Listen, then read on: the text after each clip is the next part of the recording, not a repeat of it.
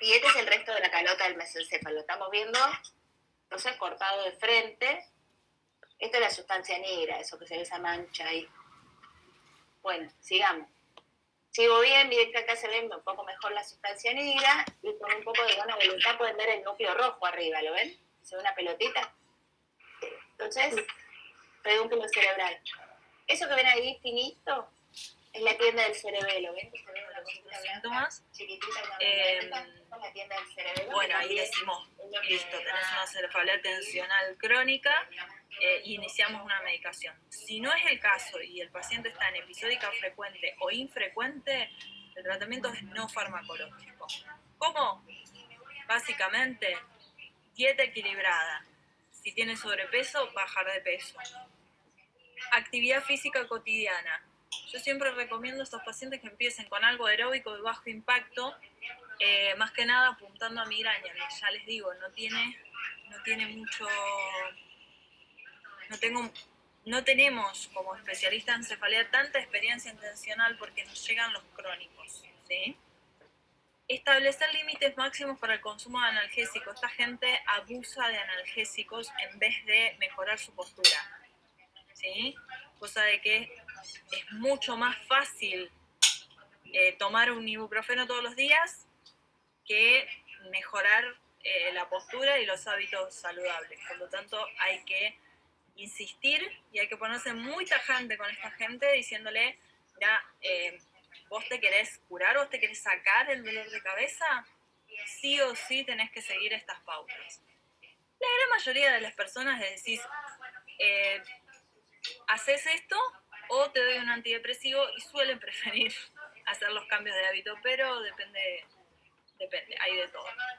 El cigarrillo y el alcohol suelen ser, digamos, factores que predisponen a tener más dolores de cabeza, por lo tanto deberían suprimirse. Y obviamente, como cualquier cefalea, tenemos que buscar la comorbilidad, principalmente en esta cefalea el trastorno de ansiedad, pero también la podemos ver depresión, más que en la población general, por lo tanto tenemos que indagarlos y tenemos que buscarlos, ¿sí?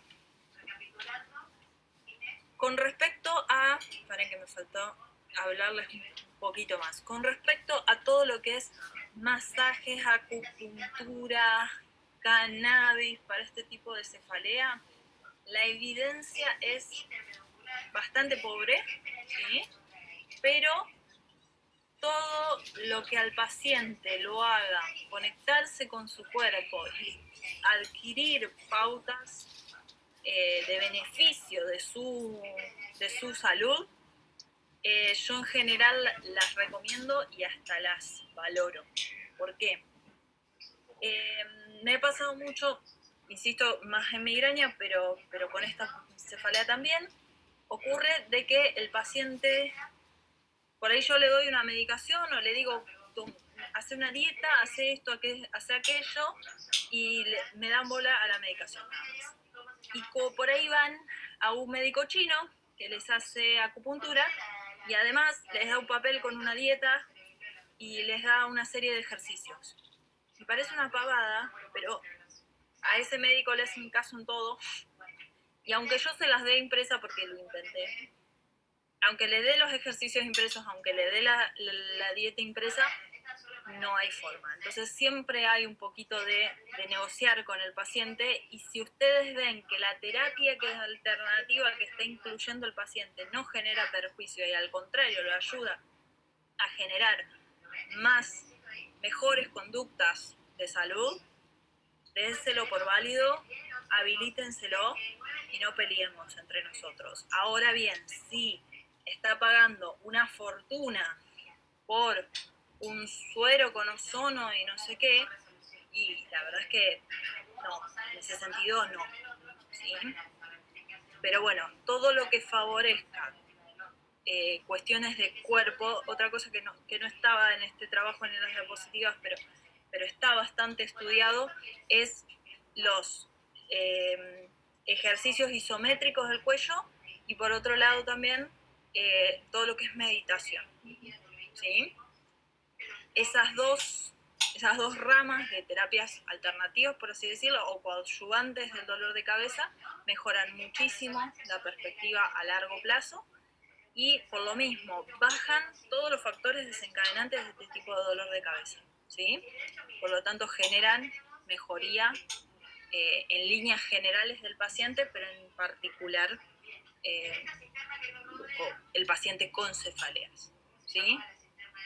Bueno, fue corta porque este dolor no tiene demasiado más complejidad. Cuéntenme ustedes qué experiencia tienen y si tienen alguna duda.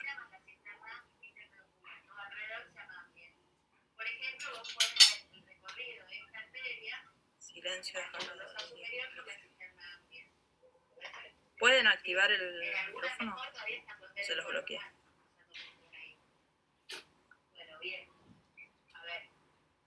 Hola, Fiorella. Sí, hola, Doc. Acá tenés algunas preguntas.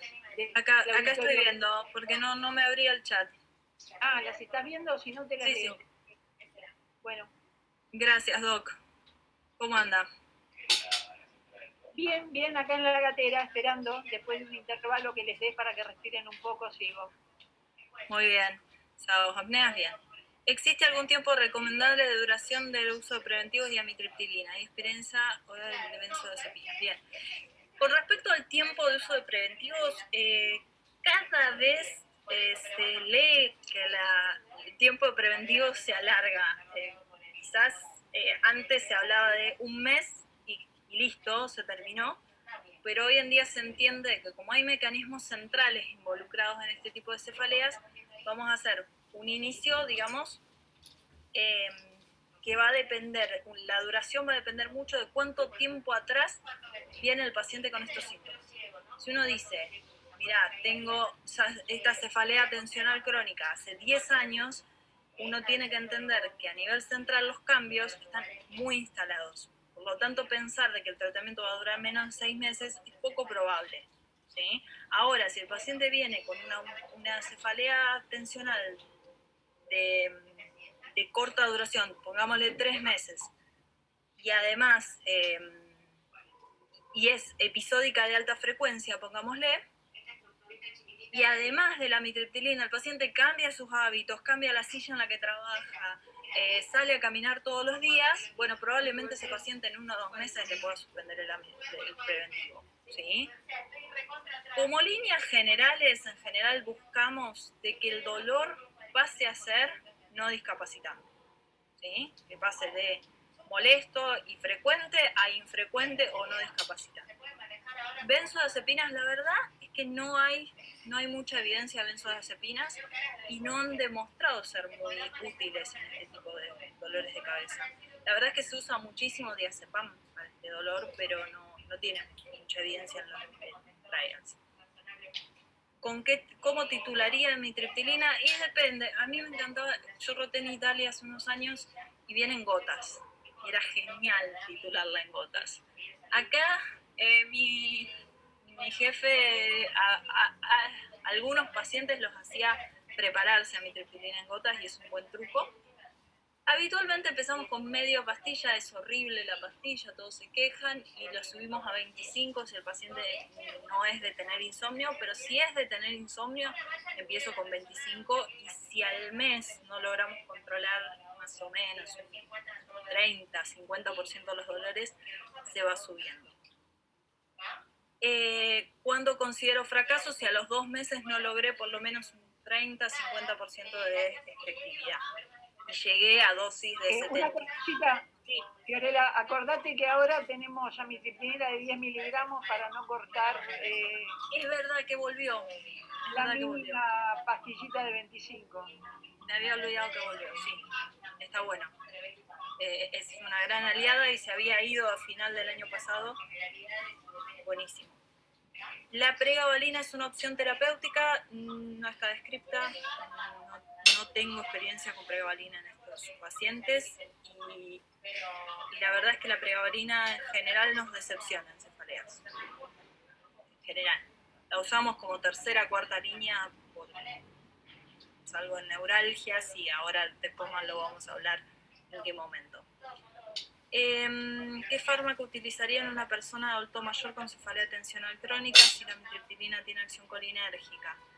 Súper difícil de tratar farmacológicamente a los mayores. Podés irte más a unir, si cabe la posibilidad, y eventualmente reforzar y reforzar medidas higiénicas. Pero bueno. Síndromes miofaciales cervicales en general. Los síndromes miofaciales tienen dolor localizado en las fascias, ¿sí? Es un dolor localizado, no. La tensional es más holocraniana, es más difícil de localizar, no es un músculo, dos músculos, etc. De todas formas, tengo algunas controversias con respecto a los síndromes miofaciales. La mayoría de mis pacientes ha pasado por médicos que le diagnosticaron síndromes miofaciales y en líneas generales terminan con un diagnóstico de migraña, pero bueno, los verdaderos síndromes miofaciales tienen sensibilidad y tensión muscular, digamos, y dolor a nivel muscular. No irradian a toda la cabeza, no tienen un cuadro, digamos, más generalizado. Muchos pacientes aprovechan o realizan la consulta de neurología por cefalea tensional, muchos en contexto de estrés, y la pandemia exacerbó y psicosomatizan otros además de la cefalea. Totalmente. La pandemia, de hecho, hicimos 2 encuestas, una en Fleni y nosotros otra, y más o menos el 50% de los pacientes que entrevistamos empeoraron sus cefaleas primarias durante la pandemia. Por lo tanto, sí, los cambios de hábitos siempre van de la mano, más cantidad de tiempo de pantalla. Recuerden, siempre enfrente de una pantalla nosotros pestañeamos menos, adoptamos posturas anormales sin darnos cuenta, ¿sí?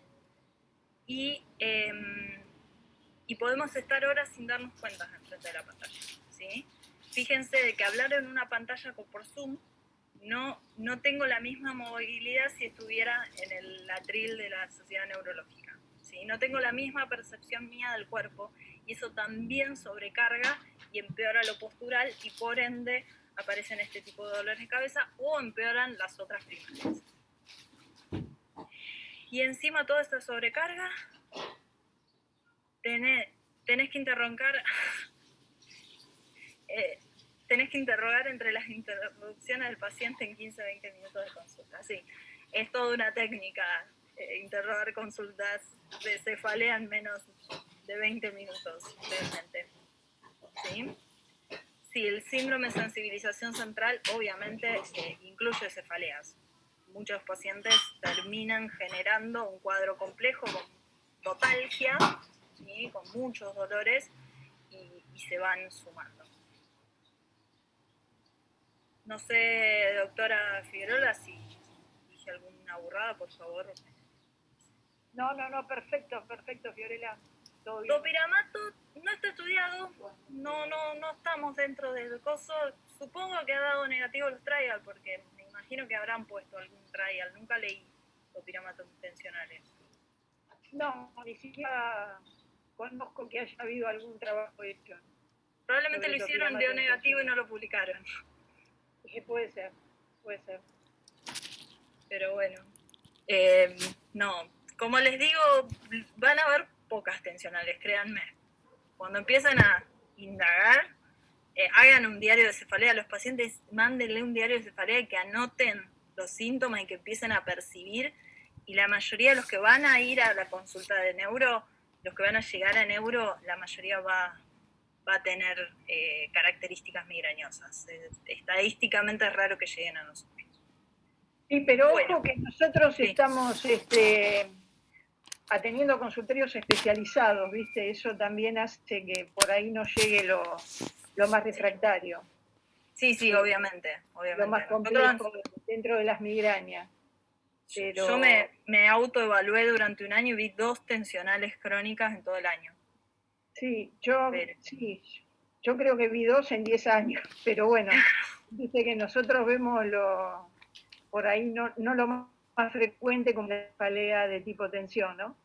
Claro. Pero es cierto que la mayor parte de las migrañas que vi, la mayor parte, te digo, el 99,9%, venían mal diagnosticados como cefaleas de tipo tensión. Sí, sí. Pero no por neurólogos tal vez, sino por clínicos o médicos de guardia. El mismo paciente te viene y te dice, tengo migrañas tensionales. Sí. Pero te quedas, ok. Abuso de analgésicos, sí, la verdad es que es el overlap típico de cualquier dolor de cabeza crónico y lo que potencia la cronificación a full. Pridinol, lo mismo lo que pienso de todos los relajantes musculares. Pridinol es otro relajante muscular, para mí fomenta el abuso, a los migrañosos, a la mayoría de los migrañosos le va a empeorar la migraña, por lo tanto... Me cerrás la puerta cuando empieza. La verdad es que yo no lo usaría. No lo usaría. Está recontra distribuido, han repartido muestras también y eso habilita un montón. Bueno, toma esto que es un relajante muscular, pero entiendan de que hay mecanismos. Más que nada en la crónica hay mecanismos más centrales involucrados y no es solo muscular. En el síndrome miofacial sí podemos usar relajantes musculares. ¿Sí? De hecho, hablamos de cefalea tipo tensión justamente porque un gran porcentaje no tienen que ver con la tensión muscular. Tal cual. Hay un mecanismo central involucrado. Bueno, no lo había dicho eso, es verdad. Es verdad. Por eso se le dice tipo tensión y tensional está en desuso. Buenísimo. Bueno, chicos, continuamos entonces con el programa. Ya la escucharon la semana pasada. Es una gran profesora y es la doctora Figuerola, es jefa para que le estoy haciendo coanfitrionado. Ahí va. Que le había puesto Es la jefa de neurología del Hospital de Clínicas. Que había hecho fiebre y que Edu no más presentación porque no la necesito. Gracias, Fiorella. Bueno, estoy otra vez aquí. A ver si... Buenas tardes. En realidad estoy reemplazando a algunos coequiper del curso que por cuestiones personales no pudieron estar hoy con nosotros. Y voy a hablar de las cefaleas trigémino-autonómicas, que son el tercer grupo de la clasificación. Es un grupo de cefaleas al que le tengo particular afecto, sobre todo a una de ellas, a la más frecuente dentro de lo infrecuentes que son, que es la cefalea en racimos, porque hice mi tesis de doctorado sobre marcadores bioquímicos de la cefalea en racimos, así que desde hace muchos años que me apasiona, ¿no es cierto?, este tipo de dolores de cabeza, como su nombre lo indican, asocian al dolor una sintomatología autonómica profusa en algunos casos. Bien.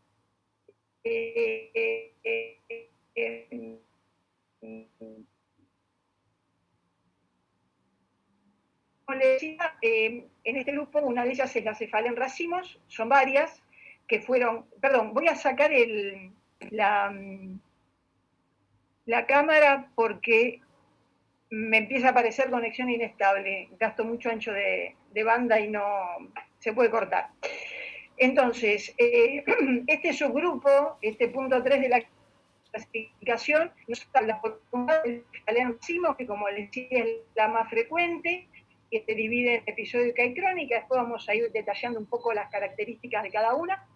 La hemicrania paroxística, el SUNT, o cefalea neuralgiforme unilateral de breve duración con hiperemia conjuntival y lagrimeo, si queremos mencionarla toda de corrido, si nos alcanza la inspiración para poder dar todo el nombre junto, y el SUNA, que también vamos a ver los distintos factores o los distintos síntomas y signos que hacen los diagnósticos diferenciales.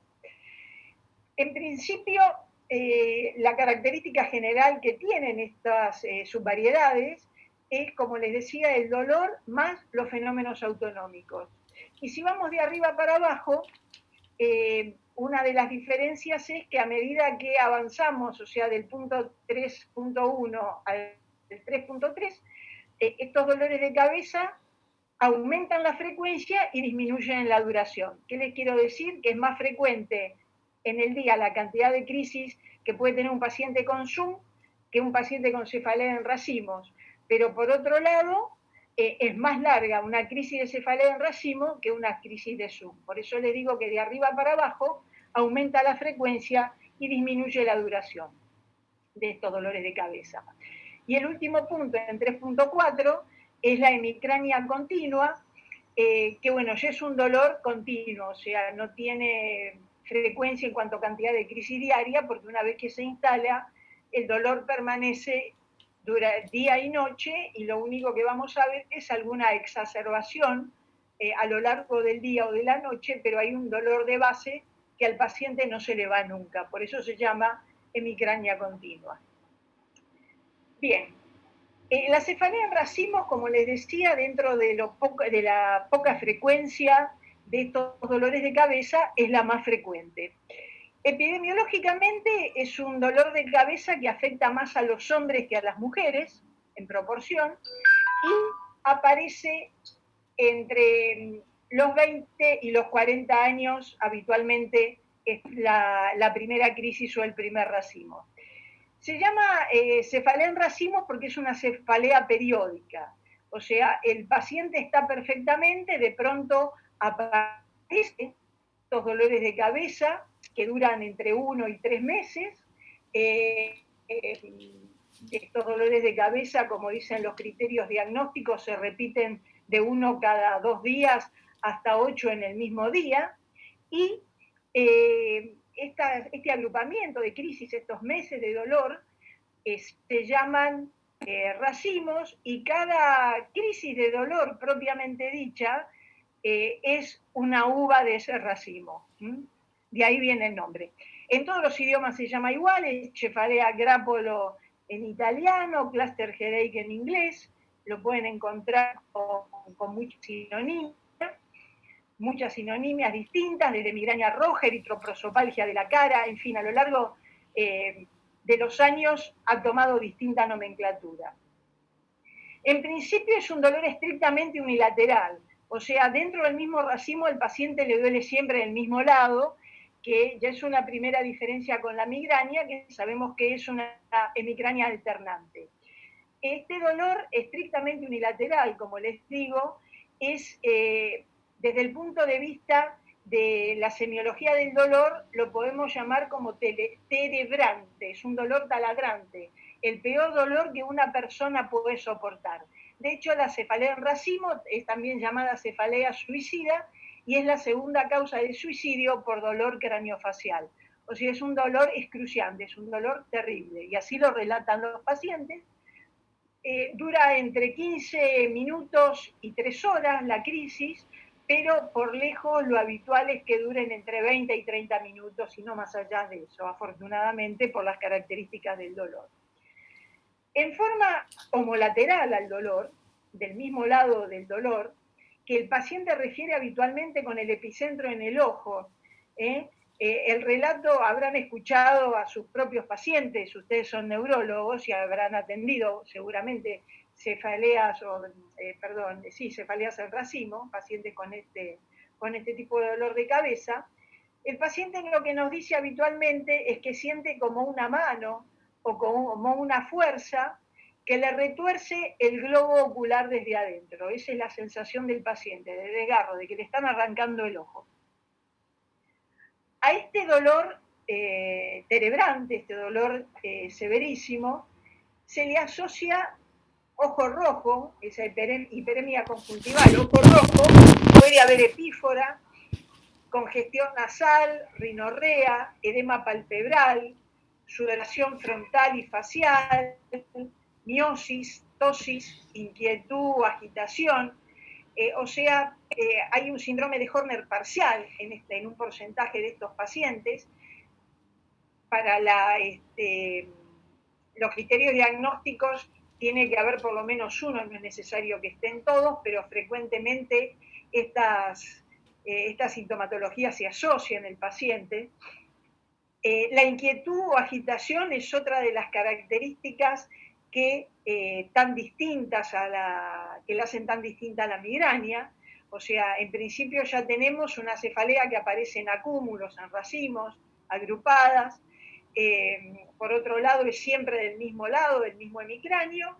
Y además, inquietud o agitación. La migraña es un dolor inmovilizante. ¿Por qué? Porque si el paciente se mueve, el dolor empeora. En el caso de la cefalea en racimos, lo que vamos a tener es un paciente que no puede quedarse quieto, al revés. De hecho, muchas de estas crisis, como vamos a ver después, son nocturnas, aparecen a la madrugada, y el paciente tiene que levantarse de la cama, le es imposible quedarse quieto. Así que esa es otra de las características que la pueden distinguir también de lo que es una migraña.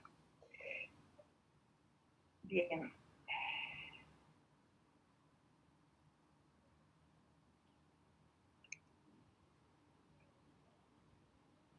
En cuanto a la aparición del dolor, habitualmente no avisa, acá no hay pródromos, no hay fenómenos de aura, como es en la migraña, como puede haber en la migraña. El tipo de dolor, como le decía, lo habitual es ese dolor terebrante, ese dolor taladrante que describe el paciente. Y una cuestión característica de esta cefalea en racimo es que aparece muchas veces de noche. Las crisis son nocturnas. Es importante señalar que en general el momento de aparición de las crisis es estereotipado en cada paciente.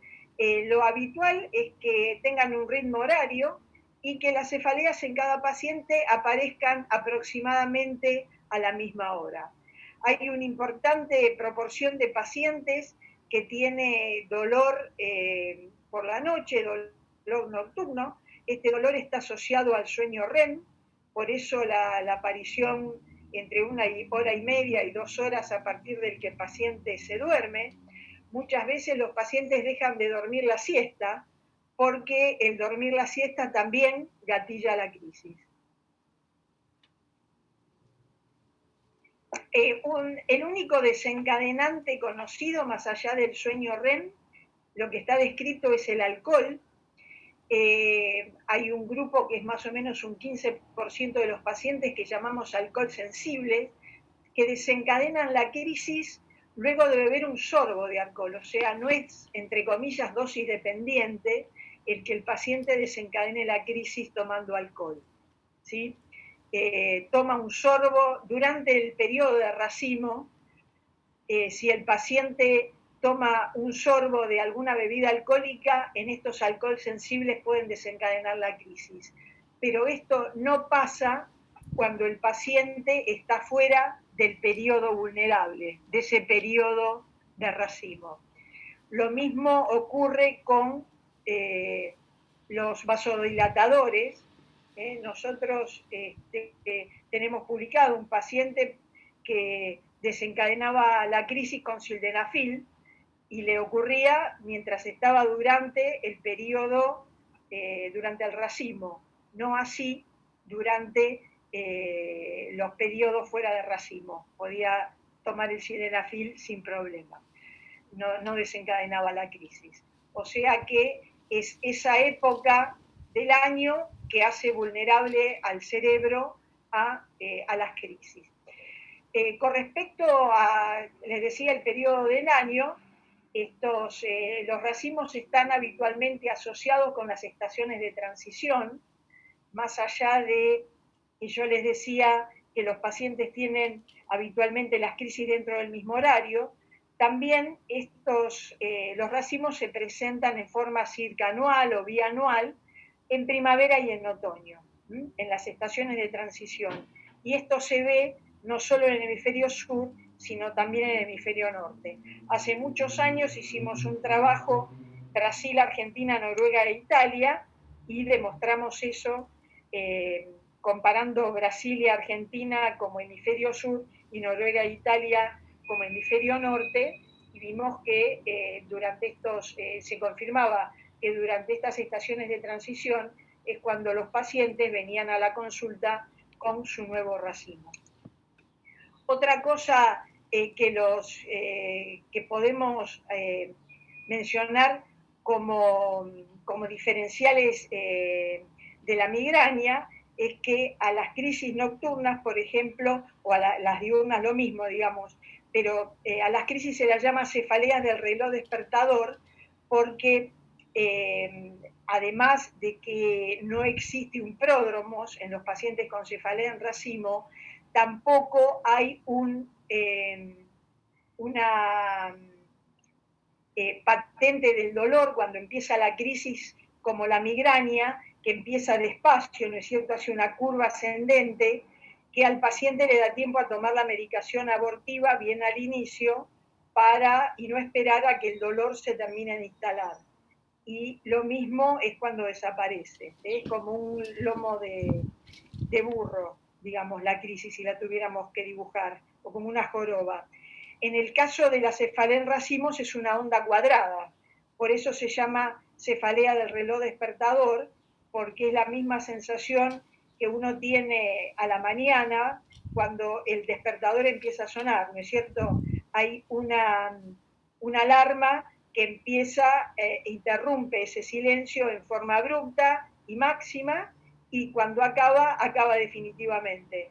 Acá el paciente tiene ese dolor que les digo, lo habitual es que dure 20, 30 minutos, empieza de golpe, inmediatamente llega al acné, dura el tiempo que mencioné, y de golpe desaparece y el paciente está tan perfecto como antes de la crisis.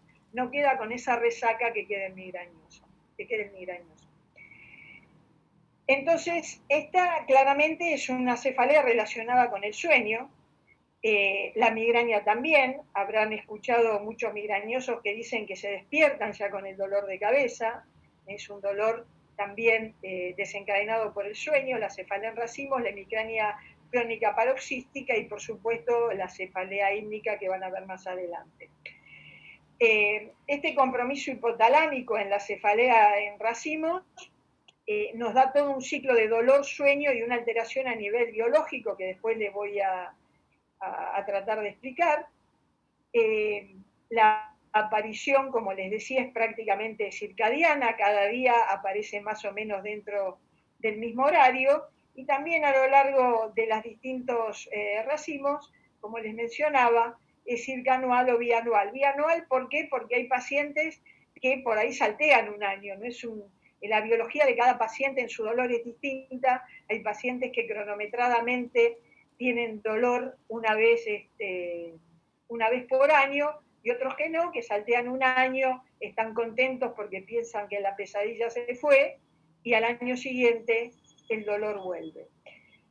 Otras características de este compromiso hipotalámico de la cefalea en racimos es que responde al litio. Está demostrado que el litio se acumula en las células hipotalámicas y que sirve para estabilizar la neurotransmisión serotoninérgica, actúa sobre el ritmo circadiano, lo restituye y prolonga el sueño REM. La acción que tiene sobre la transmisión serotoninérgica es lo que hace que sirva para la enfermedad bipolar o la antiguamente llamada psicosis maníaco-depresiva. Entonces, ¿por qué empieza el dolor a aparecer? ¿Por qué de pronto aparece? Bueno, en el caso de esta diapositiva está hecha en general, ¿no es cierto? En el caso de la migraña, por ejemplo, puede aparecer por estrés, por alteraciones del ciclo sueño-vigilia que alteran el hipotálamo, como les decía yo la semana pasada, que esa es la razón porque hacemos que los pacientes traten de mantener un ciclo del sueño. Y en el caso de la cefalea en racimos, esta alteración hipotalámica habitualmente está dada por la modificación en estos periodos de transición de la primavera y el otoño, de los cambios en la luz fundamentalmente. Aparece en los solsticios de primavera y de otoño justamente porque cuando empiezan los cambios de luz, y aparentemente eso sería lo que gatillaría toda una serie de cambios a nivel hipotalámico que darían el inicio a este dolor de cabeza, al racimo. La disminución de oxígeno también favorece. De hecho, yo tengo un par de pacientes que por razones de negocios tienen que viajar a Bolivia en forma bastante frecuente y se hacen llevar al hotel un tubo de oxígeno para contrarrestar la crisis, porque saben que si van a La Paz, con la altura, van a tener un racimo aún estando fuera de los periodos donde habitualmente tienen el dolor de cabeza. El alcohol se lo mencioné, la nitroglicerina saben que es un vasodilatador potente, vale lo mismo que les decía para el sildenafil, le va a desencadenar la crisis en estos casos, en la nitroglicerina y el alcohol, si el paciente está dentro del periodo doloroso y no si está fuera del periodo doloroso. Es a partir del hipotálamo donde se va a generar entonces la alteración que va a dar, la alteración bioquímica que va a dar origen al racimo, y a través de sus conexiones es que se conecta con el parasimpático y el simpático, dando así lugar a estos síntomas que hacen que se llame trigemino autonómica, que está englobada dentro de lo trigemino autonómico. Esto es para reforzar un poco lo que les decía, la acción de la luz, y cómo a través del núcleo supraquiasmático estamos llegando al hipotálamo y modificando lo que es neurotransmisión, y así dando inicio a el periodo doloroso, al racimo doloroso del paciente. A partir del hipotálamo se gatilla todo lo que es el péptido relacionado con el gen de la calcitonina, que está involucrado también en el caso de la cefalea en racimo, en el sistema trigeminovascular, y la estimulación del parasimpático craniano y el déficit del sistema simpático pericraniano, por otro lado. Dentro de la cefalea en racimo podemos distinguir dos subtipos, que son la variedad episódica y la variedad crónica. En el caso de la cefalea episódica cumple con todos los criterios, lo mismo que en la crónica, la diferencia está en el tempo.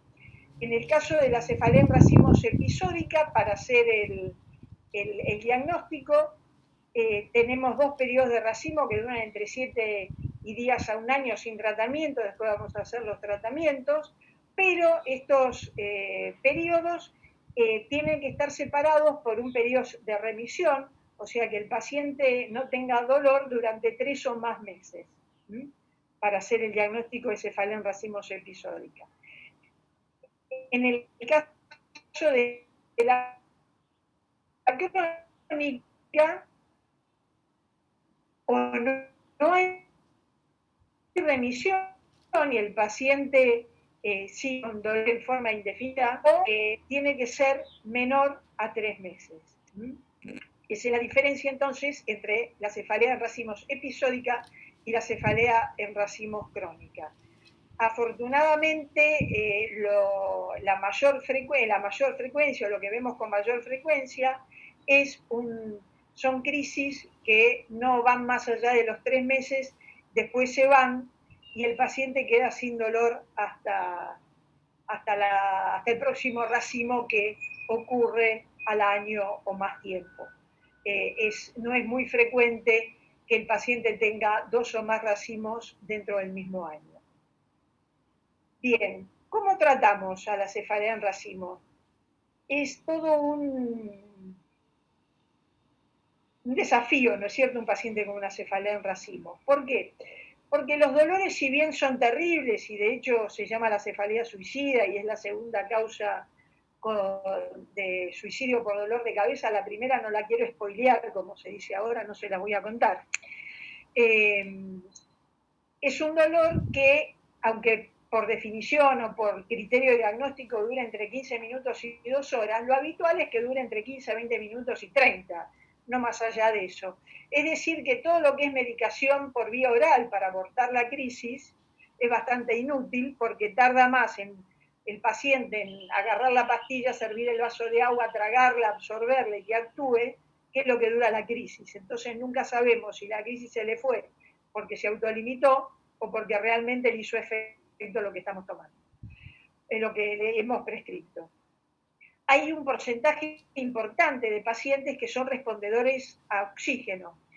Estos pacientes, inhalando oxígeno al 100% a 10 litros por minuto durante alrededor de 7 minutos, mejoran espectacularmente la crisis, se le va en este tiempo. En 5 o 7 minutos el dolor desaparece. Se especula que la acción del oxígeno es a través de vasoconstricción. El oxígeno es un potente vasoconstrictor. En general, las obras sociales y los prepagos le cubren el oxígeno domiciliario durante el racimo a los pacientes que tienen este tipo de dolor de cabeza para que puedan tener el tubo al lado de la cama y cuando el dolor los despierta poderlo inhalar. Otra arma terapéutica que podemos usar son los agonistas serotoninérgicos, los triptanes, que los han visto en la charla sobre tratamiento de migraña, pero el que nos sirve es el sumatriptán, porque es el único que existe en forma subcutánea, o sea, de rápida acción. Los otros triptanes son comprimidos, así que comprimido por comprimido da lo mismo que le den ergotamina que un triptán, porque no va a mejorar el rédito de la eficacia, ¿no es cierto?, por lo que tarda en hacer efecto esa medicación. Con respecto a la terapia preventiva, fíjense la cantidad de fármacos o de grupos farmacológicos que podemos usar, en realidad no para prevenir, sino para tratar de abortar el racimo, ¿no es cierto?, de acortar el racimo. El primero que menciono son los corticoides, particularmente la metilprednisona. A mí me gusta un poquito hacer historia, siempre, y no es por la edad, porque siempre me gustó, hace 25 o 30 años atrás también, me gusta la historia de por sí. Y es interesante saber por qué usamos la medicación que usamos, me parece, los médicos, ¿no es cierto? En la década del 40, o sea, hace 80 años atrás, hubo un brillante neurólogo norteamericano, que se llamaba Bayard Horton. Por eso este dolor lo pueden encontrar también como cefalea de Horton. Horton hizo una genial compilación de todos los casos descritos de la que ahora se llama cefalea de Horton o cefalea en racimos en la literatura. Ustedes ubíquense en los años 40, donde las publicaciones obviamente eran en papel, y donde las revistas médicas, las revistas científicas llegaban en barco. Y no existía una computadora donde hacer una búsqueda bibliográfica, no solo acceder al paper, sino buscarlo.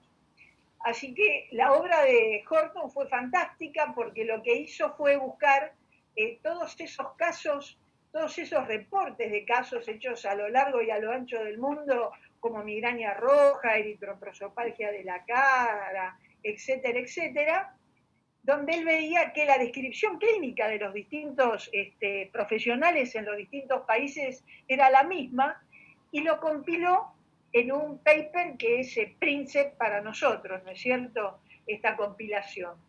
Él lo que usaba para estos pacientes como tratamiento, y decía que era un tratamiento específico, era la histamina dosis creciente, y lo llamó tratamiento de desensibilización histamínica. Claro, él veía pacientes que durante la primavera y el otoño se le ponía el ojo rojo, le lloraba, se le tapaba la nariz, tenían rinorrea, o sea, era un dolor de cabeza más una crisis alérgica.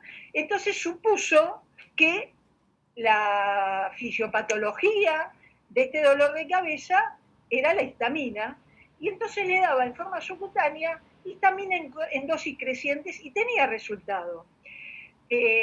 Lo que él veía, además, era, perdón, antes de eso, esperen, porque me están pidiendo ingresar a cada rato y me aparece el cartel adelante de... me distrae.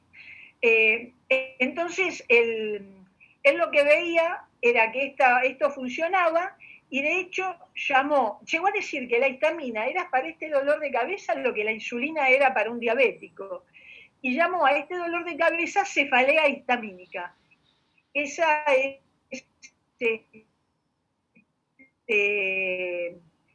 el aporte de Horton. Pero otra cosa que notaba era que en el racimo siguiente un grupo de pacientes se hacía resistente a la histamina.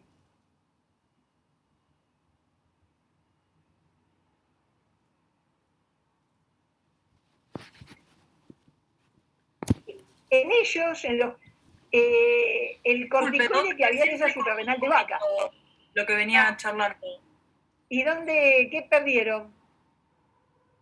Las últimas 3 oraciones, más o menos. Bueno, retomo un poquito con esto, que Horton lo llamó cefalea histamínica, y que decía que la histamina era a esta cefalea como la insulina para el diabético de específica. Pero veía que muchos de estos pacientes el segundo racimo o el tercer racimo se hacían resistentes a la histamina. Entonces ahí empezó a utilizar el corticoide que tenían disponible en ese momento, que usaban para los alérgicos, que era la ACTH vacuna, la adrenocorticotropina de corteza suprarrenal de vaca. Y con muy buen resultado. Cuando aparecen los corticoides sintéticos, cambiamos la ACTH vacuna por metilprednisona, que usamos habitualmente en cursos cortos, más o menos 4 o 5 días de 40 miligramos en 20 miligramos a la mañana y 20 a la noche, y otros 4 o 5 días de 10 miligramos a la mañana y 10 miligramos a la noche, y 4 o 5 días de 5 miligramos a la mañana. En general, lo que responden a corticoides quedan sin síntomas, desaparecen las crisis antes de las 72 horas de haber iniciado la terapia. Con respecto al carbonato de litio, es otro fármaco muy noble, muy usado. Nosotros no vemos efectos adversos, probablemente porque los usamos a una dosis menor de la que usan los psiquiatras. El primero en usar el carbonato de litio fue Lance, que es un australiano, que comparó en su mente la psicosis maníaco-depresiva, esta enfermedad bipolar, con los racimos y las remisiones de los pacientes con cefalea en racimo, como que la curva ascendente, la loma de la manía sería el equivalente al paciente durante el periodo de racimos, y el valle de la depresión, de la parte depresiva de la enfermedad bipolar, sería el equivalente al periodo donde el paciente está fuera de crisis, o sea, cuando está extraperíodo. Entonces dijo, bueno, si el carbonato de litio funciona en estos pacientes, ¿por qué no en los pacientes con cefalea en racimo? Lo empezó a usar y funciona estupendamente. Ya les dije más o menos por qué, por esa concentración alta que se alcanza en hipotálamo, por esa acción que tiene como regulador de la serotonina, etc. Con respecto al verapamilo y al topiramato, la historia no es tan interesante, pero bueno, es de estos que se probaron porque los pacientes tomaban la medicación por otra razón y mejoraban la cefalea en racimo, ¿no es cierto?, o por hipertensión, o por epilepsia, o por lo que fuera que estuvieran tomando el verapamilo o el topiramato, y mejoraban cortaban el racimo, y como tantas veces en medicina, lo probamos, funcionó, lo seguimos usando. Y finalmente la toxina botulínica, que estaría indicada en la cefalea en racimos crónica refractaria en este momento. Me estaría faltando, todavía no tiene esa indicación en la Argentina, porque para la cefalea en racimos, los anticuerpos monoclonales. Pero hay trials que se hicieron en el mundo mostrando un buen rédito en los pacientes con cefalea en racimo también de estos anticuerpos monoclonales. Bien.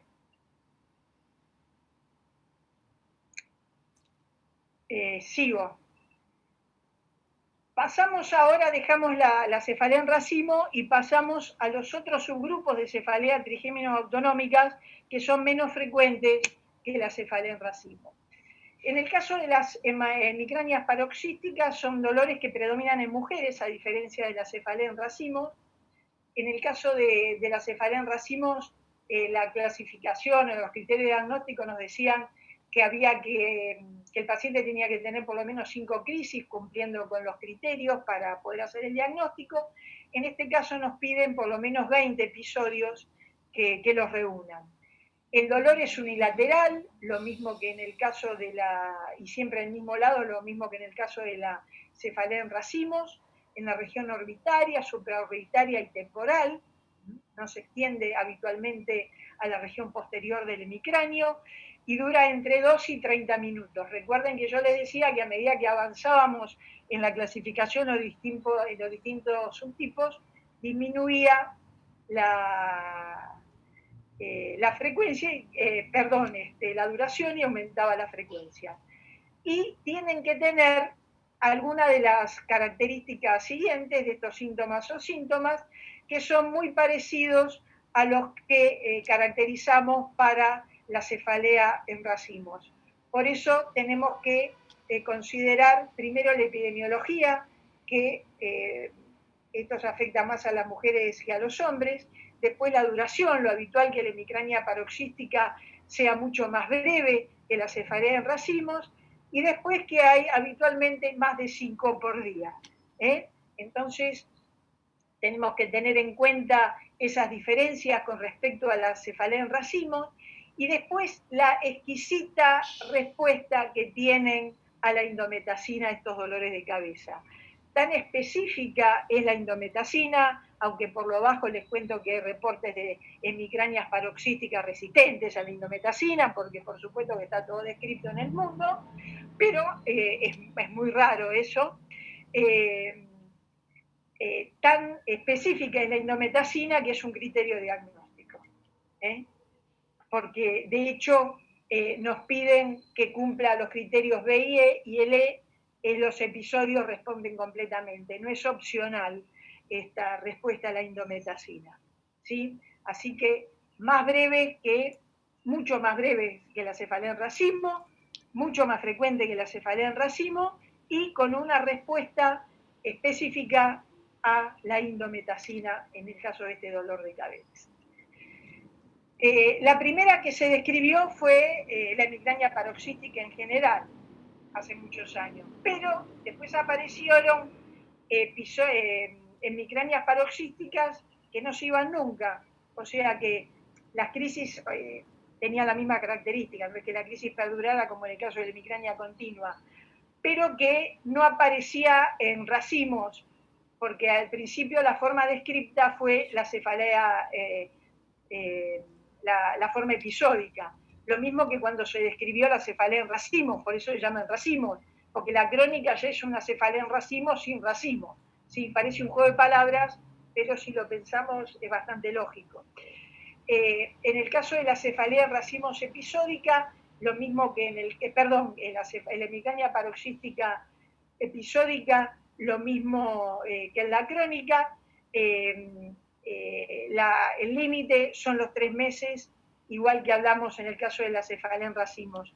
En el caso de la episódica, tienen que estar separadas por periodos de remisión mayores a los 3 meses, y en el caso de la crónica, en el caso de existir la remisión, tiene que ser inferior a los 3 meses.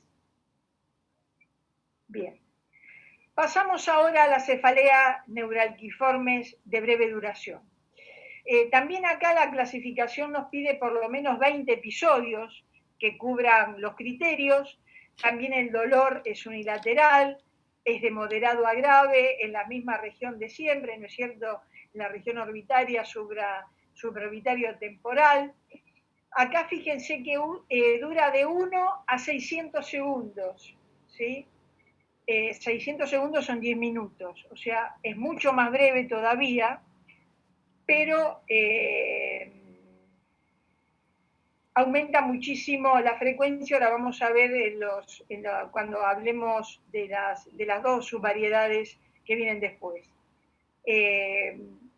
Los síntomas neurovegetativos son exactamente iguales que en los otros dos. En el caso del SUNT, yo recuerdo, el SUNT fue descrito por un noruego que se llamaba Ottar Jostad, que trabajaba en la Universidad de Trondheim. Yo tuve la suerte de estar allá cuando él lo describe en el año 89, hace una vida ya para ustedes, o más, y no habían nacido. Y el primer paciente en el que lo describió se llamaba Blackman, era un inglés que viajaba a Trondheim periódicamente para controlarse, y fíjense acá el SUNT, esta cefalea neuralgiforme unilateral de breve duración con hiperemia conjuntival y lagrimeo, puede llegar a haber 120, 150 crisis diarias. Es terrible, porque es un dolor que, si bien es breve, dura segundos, es muy fuerte. Y no olvidaré nunca, yo hasta en ese momento le medía en lágrimas todo, serotonina, péptido relacionado con el gen de la calcitonina, tanto en seno cavernoso como en lágrima. Entonces Blackman caminaba ahí por el policlínico de la Universidad de Trondheim, en Noruega, con un frasquito de plástico transparente donde juntaba las lágrimas y un Avocat puesto en la yugular, porque se le hacían extracciones cada vez que él tenía la crisis y al rato de haber finalizado. Así que es un dolor que un tipo de paciente que si llegan a ver una crisis no se lo olvidan nunca más. En el caso del SUNT, la clasificación, estos criterios diagnósticos, nos piden que homolateral al dolor tenga las dos características, la hiperemia conjuntival y el lagrimeo, a diferencia del SUNA que vamos a ver después, que nos pide una solamente. SUNT, como siempre, hay forma episódica y forma crónica, y también con este límite de más de 3 meses o menos de 3 meses, o por lo menos 3 meses en el caso del episódico, o menos de 3 meses o directamente sin ninguna remisión para el caso de la forma crónica del SUNT. Y después vamos al SUNA, que es un dolor muy similar, donde la diferencia básica es que solamente tiene una de las dos características, que son la hiperemia conjuntival o el lagrimeo. Repito lo mismo, la forma episódica y la forma crónica también tiene esta división de más de 3 meses o de menos de 3 meses, según el subtipo. Y ojalá que nunca tengan que ver ningún paciente, porque es bastante desesperante tenerlos por la falta de respuesta terapéutica que tienen. Bien, y finalmente dentro de las cefaleas trigémino-autonómicas tenemos a la hemicrania continua. Acá, como les decía, es un dolor también unilateral que dura más de 3 meses pero hay un dolor basal, con reagudizaciones a lo largo del día, pero tiene que haber siempre dolor. O sea, uno le pregunta al paciente, ¿usted se levanta para ir al baño a la noche? ¿Tiene el dolor? Sí, lo tengo. A la mañana cuando se despierta, ¿lo tiene? Sí, lo tengo. A las 2 de la tarde lo tiene, o sea, el dolor aparece y no se va. Puede ser más intenso o menos intenso, pero el dolor está siempre. Tiene que tener por lo menos uno de los siguientes síntomas y signos, homolaterales al lado del dolor, que son los mismos que mencionamos siempre: ojo rojo, lagrimeo, congestión nasal o rinorrea, edema palpebral, sudoración frontal y facial, o sea, un Horner, miosis y otosis palpebral. Y acá lo mismo que en el caso de la cefalea en racimos, hay sensación de inquietud o agitación, es un dolor movilizante, y existe la reagudización del dolor con el movimiento, y lo mismo que la hemicrania paroxística, sea la forma episódica o la crónica, responde a las dosis terapéuticas de indometacina. O sea que es tan específico, lo mismo que la hemicrania paroxística, que es uno de los criterios diagnósticos del dolor. Lo mismo que en los otros casos, no quiero ser reiterativa, es bastante parecido todo. En este caso hay una forma en remisión y persistente, pero la diferencia está en que cumplen con los criterios diagnósticos de hemicrania continua, pero la diferencia está en el criterio B, donde la cefalea no es ni diaria ni continua, sino que puede interrumpirse por periodos de remisión de más de 24 horas. O sea que el paciente por ahí tiene 4 o 5 días de hemicrania en forma permanente, después durante 48, 72 horas puede no tener dolor y otra vez vuelve a tener estos dolores prolongados, hemicranianos, de día y de noche, y que responden a la indometacina. En el caso de la hemicrania continua persistente, estos periodos de remisión, este alivio que tiene el paciente durante algunos días de su dolor, no existen. En cuanto al tratamiento, el de la hemicrania paroxística y de la hemicrania continua es la indometacina. De hecho, son parte, como les dije en forma redundante ya, criterios diagnósticos. Y en el caso del SUNT y el SUNA, la lamotrigina es lo más validado. Hay muy pocos estudios que dicen la isoniazida, pero nosotros no lo usamos. Y les diría que vale todo, o sea que la primera droga por ahí que usamos es la lamotrigina, pero después en los que no responden a la lamotrigina vale la pena intentar topiramato, intentar pregabalina, intentar lo que quieran, porque es un dolor muy desesperante y bueno, el paciente merece que uno trate de buscarle algún tipo de opción terapéutica, pero en general el rédito es bastante malo. Y acá creo que terminé, ¿sí? Nada más, gente.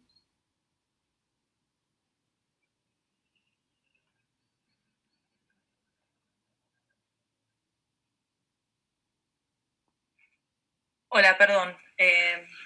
Gracias, Doc. Acá me Estaba fui, con la gorda. Estaba con la gorda justo y no escuché el final de la clase. Sí, no, digo que me fui, no sé cómo volver. A ver. Espera un segundo. Video, acá estoy. Acá. Ahí está. Bueno. Bien. ¿Hay alguna pregunta, gente? Muy esclarecida. Acá, bueno, muchas gracias a todos por las felicitaciones. Predisposición genética en algún subtipo. Los trabajos que están hechos es en la cefalea en racimos. Hay una cefalea en racimos familiar, pero es mucho menos del 10% de toda la cefalea en racimos, donde a veces vemos que existe una tendencia familiar, sí. En familiares de primer grado.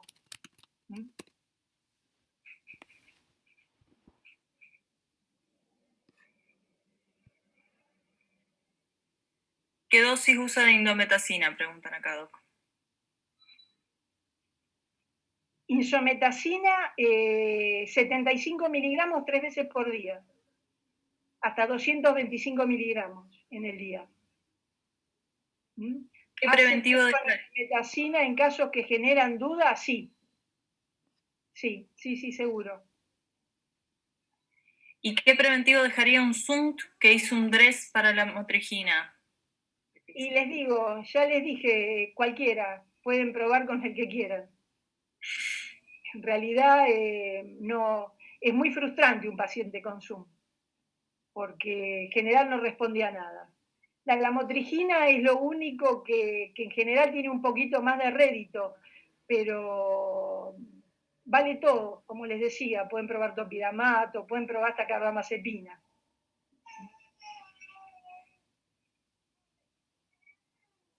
¿Test de indometacina? Sí, les dije, sí. Hacemos por las dudas. Si hay en caso de duda, mejor probar.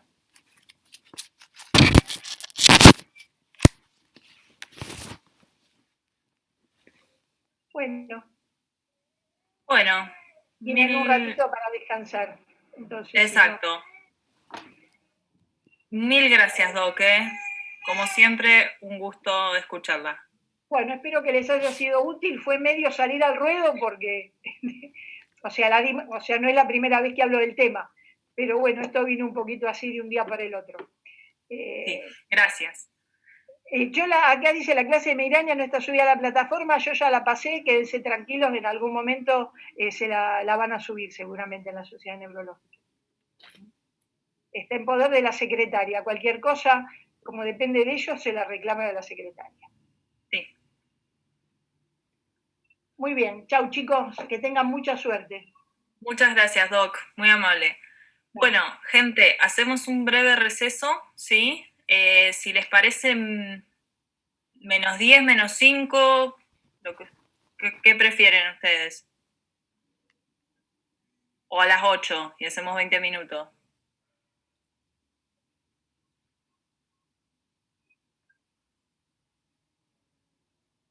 Bueno, vamos a hacer así, menos 5, ¿sí? Menos 5 nos encontramos y arrancamos con neuralgia, ¿sí? Descansen un poquito, desenchúfense. Y con respecto a las clases, yo las vengo grabando.